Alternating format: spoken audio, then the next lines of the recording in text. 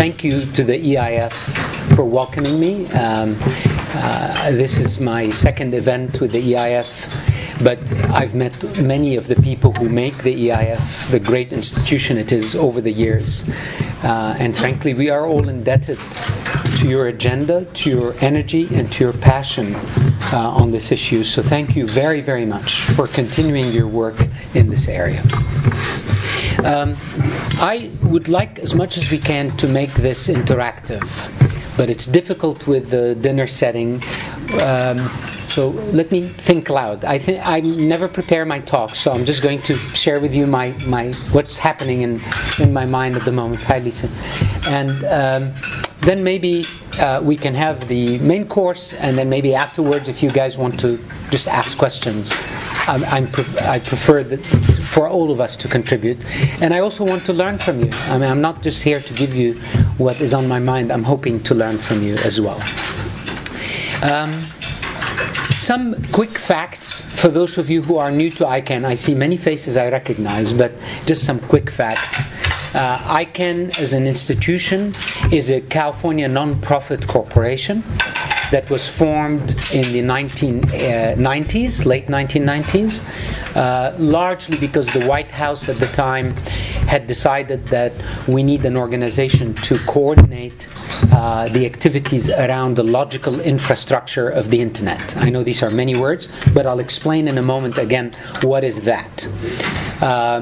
It was under Clinton's presidency at the time, and that's why Al Gore sometimes says, I invented the Internet. In fairness to him, it's because he was very involved in this process. He and Ira Magaziner and President Clinton were at the time the people that shaped the formation of the institutions, including ICANN, that govern the Internet. I started at ICANN almost exactly 3 years ago. I did not know ICANN well, but I knew the Internet very well. I'm an entrepreneur who built many software companies in Europe and in the US. The last company I built, IBM acquired, and then IBM moved me to the Middle East and Africa, where I ran IBM services across that region for a while. And then I came back and started again. I started another software company in California. And that's when ICANN approached me about this job. This is not my background. I'm not a policy person or a political person. I'm someone who's been very, very touched by the power of the Internet, and I've used it to build value and to build companies. And it's been very generous to me because of its openness, because of what it is. You know, permissionless innovation. That's what it gave us. But since I took over ICANN, I was given two key jobs. I was told that's what I should focus on by my board. The first job was to make ICANN more global. When I arrived, ICANN had 120 people, largely in the US. Most of even the people who were outside the US were American. When I asked who is running Latin America for us, they said, yeah, this guy. And he lives in Washington, D.C. So this was the mentality. Well, who's running Asia for us? Well, there's this guy in Beijing.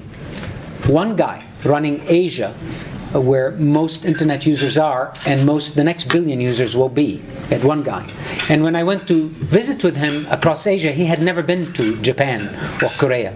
So ICANN was very, very US-centric, and had the mentality of we're here, we're open, we're inclusive, everybody's welcome, but the reality is that's not how you engage the world. Quickly, moving on 3 years, today ICANN has tripled its staff. We have 350 people in 28 cities around the world. Most of the growth is outside the US. I have divided our headquarters in three, which is what IBM had done in the early 2000s. We now have headquarters in Singapore, Istanbul, and Los Angeles to serve the world, and we have engagement offices around the world. And in a subtle way, we started changing the DNA of ICANN. So, for example, all of the contracts we now sign do not have which jurisdiction we will settle disputes in. We removed that quietly from our contracts so that we can start working with people around the world. We only accepted good old US dollars paid in our American bank when I started.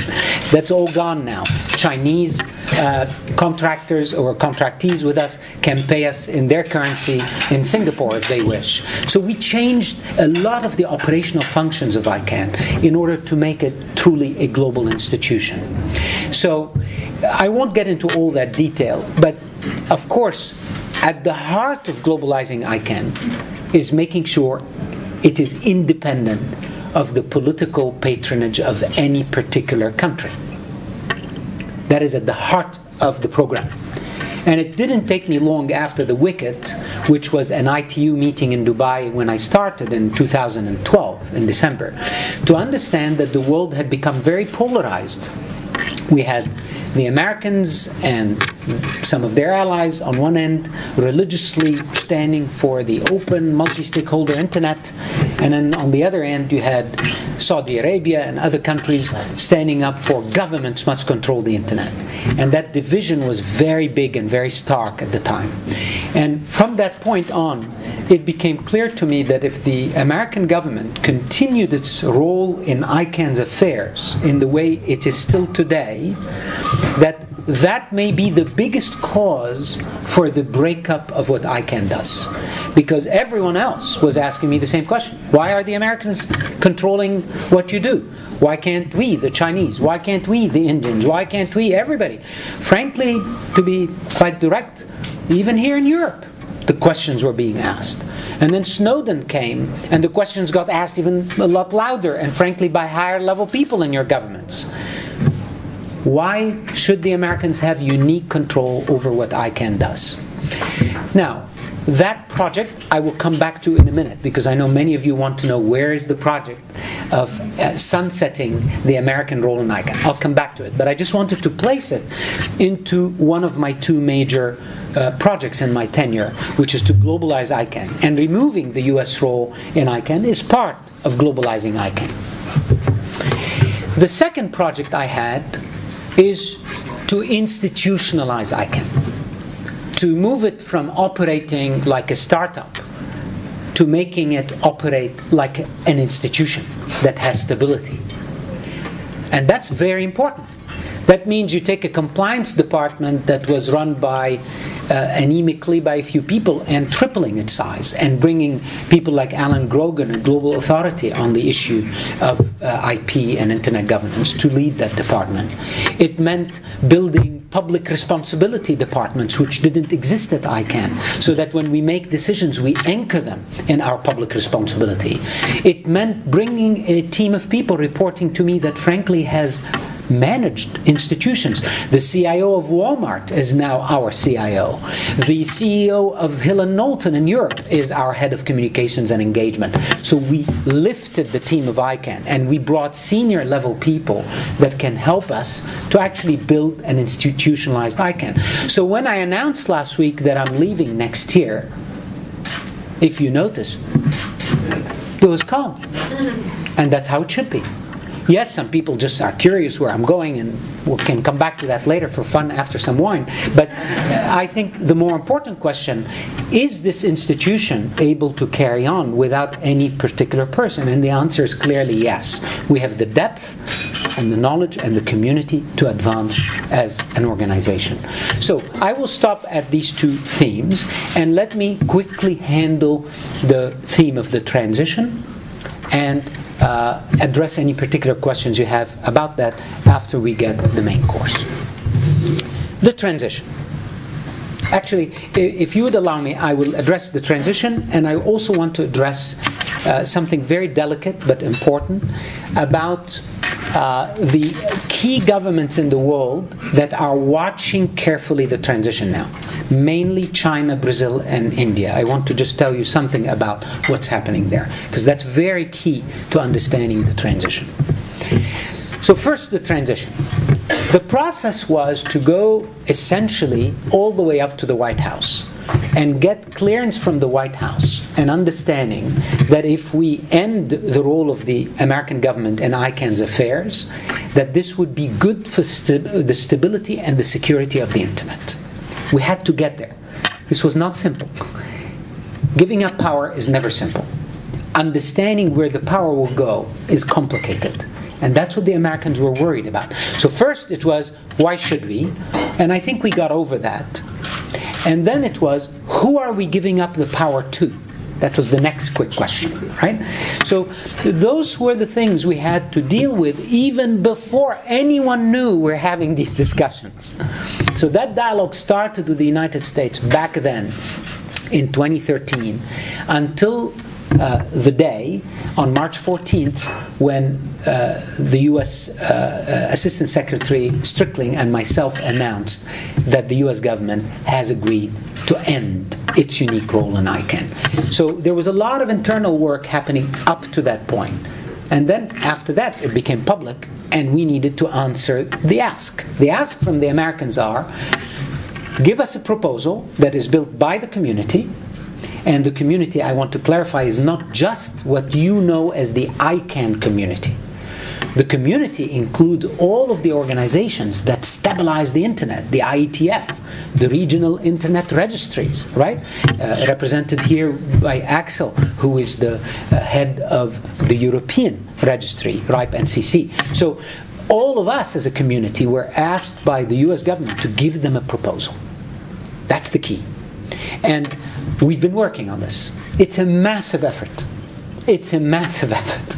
In fact, I think one day we will write about that effort as being a true global multi-stakeholder effort. We have everyone involved, governments, businesses, other parts of the private sector, civil society, technical people, academics, hundreds and hundreds of people around the world. I think we just held our 252nd meeting around the globe. I've spent close to $8 million in the last 16 months just to enable meetings. Right? So people from all over the world have participated in that process. This is the mark of a true bottom-up process where everyone is welcome. So that process will yield to a proposal. Let me now tell you where that proposal is. That proposal contains 4 components. I won't describe them, it's too much technical detail, but it has 4 components. The fourth and last component was completed by the community 2 weeks ago. Now we have all 4 on the table, and the community needs to put them all into a single nice package, put a nice bow on it, maybe some Belgian chocolate, and ship it to the US government. That is the next critical phase. My feeling is that will occur if we're all doing our work, and I'll make sure we do, so will Axel, so will all of us here, Lisa, and many people here who are leading that effort. In fact, Europe, you know, is probably the most represented in the leadership of these efforts. Right? We have an Englishman, we have Lisa from Denmark, we have Mathieu Vell, who's here. I saw him, I think here's Mathieu, who's leading a very important part of that. We have other folks who are not here from Germany. So Europe is very well represented in leading that effort, which is a good thing, by the way, because Europe represents, I think, a pragmatic middle ground here to move this forward. Now, that effort should be finished and delivered by... When are we going to get it done? By Dublin? Dublin is the goal. We might slip. Dublin is the ICANN meeting. It's in October in Dublin. Our hope is we get it done by Dublin. We might slip. If we slip, my sense is we shouldn't slip past the end of this year. Past the end of this year, we have problems. The US government doesn't like me to talk about these. I was just addressing 30, 40 ambassadors in Geneva recently at the Belgian ambassador's house who invited me to address them. And there was an American ambassador, Ambassador Hamamoto. And she was not happy that I said what I'm about to tell you, but I'll say it anyway because I'm leaving in 10 months, so I'll speak my mind. I think we have a political window in the US that we should not miss.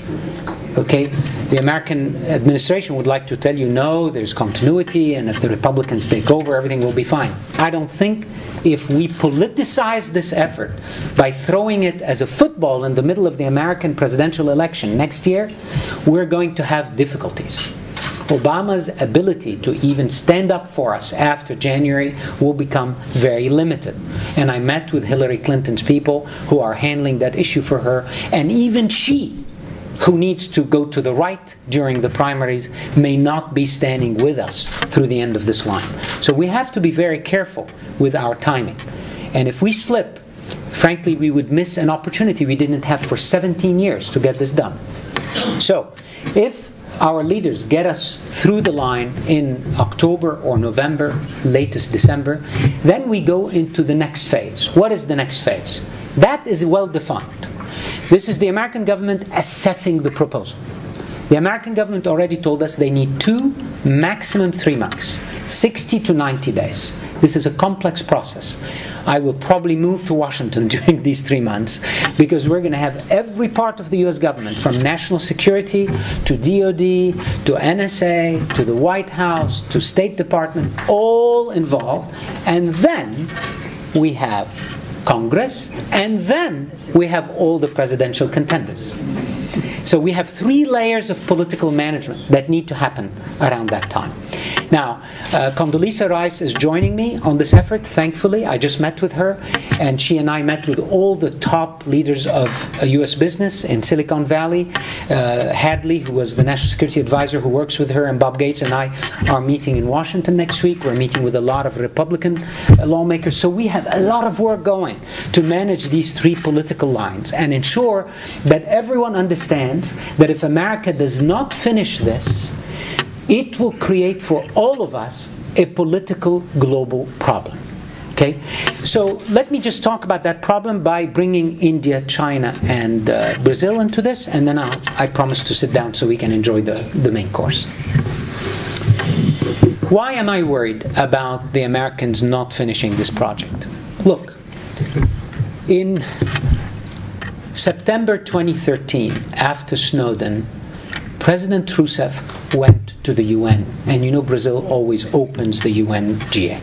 When Brazil opened that year, President Rousseff had just found out that her phone got bugged. And she was, frankly, literally angry. But she made a powerful speech. And at that time, we knew that that president, and I spoke to Kofi Annan the next day, and he said to me, Fadi, you have to go see her, because if she pushes what she said in the UN, which is to make the UN solve the issues of internet governance, we have a problem. This is Kofi Annan, who created the WSIS, telling me we have a problem because the UN is not ready to manage the affairs of the internet. It's an intergovernmental body, it's slow, it hasn't solved a million other issues that are much slower than the internet. The internet will clobber that system. So I went to Brasilia. I went first and met with Axel and all of my colleagues in Montevideo. And if you remember, the technical community issued a powerful statement at that time that shook many of us, because it was the first time we ever issued a statement together, by the way, and the last time since. This was a very important moment. In other words, we woke up because we typically don't like to appear like a unit. And that's good, because the most stable systems are the polycentric systems, not the centralized systems. We're very polycentric. We're distributed. And we issued a common statement for the first time ever, and the last time since, that said, not good. We believe in an open internet. We don't believe in these things. And I took that statement and I went to Brasilia and I camped there until she saw me.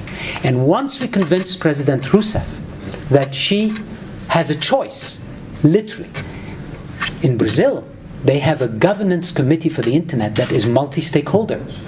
But her government refused to let them in the room with me. So I was sitting in the palace with her, and outside the palace were the multi-stakeholder community of Brazil. And when I walked in, despite the fact the minister told me not to do that, I told the president, I said, do you think it's right that I'm meeting with you and your own community is outside? And so she asked her chief of staff to go bring them. And they sat at the table with us. And that day, President Rousseff made a U-turn.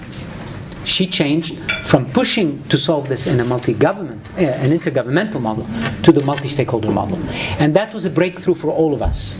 Because after that, she hosted the Net Mundial meeting, which was another breakthrough, because we set principles for multi-stakeholder internet governance, and then we went to China. She sent me to China. She literally told me, you have to go and spend the next 4 months till you convince them. And we did. And Lu Wei, the new Minister of Cyber Affairs of China, came to the ICANN meeting for the first time in our history in June 2014 and said, one internet for the world, and we're here to legitimize ICANN's work. This was a huge coup for us, that China switched from pushing to solve this at the UN to pushing to work with us. All of these people did this, and I'm not going to go any more because we did many others after that, because the US said, we're going to make ICANN and the community of technical organizations and you responsible, not American government control. If the US backs off that plan, I think all the gains we made to bring these key governments to understand that one internet is good for the world may be lost. So this is why this is so critical for us, and we must finish it. Enjoy your meal. We'll come back and continue later.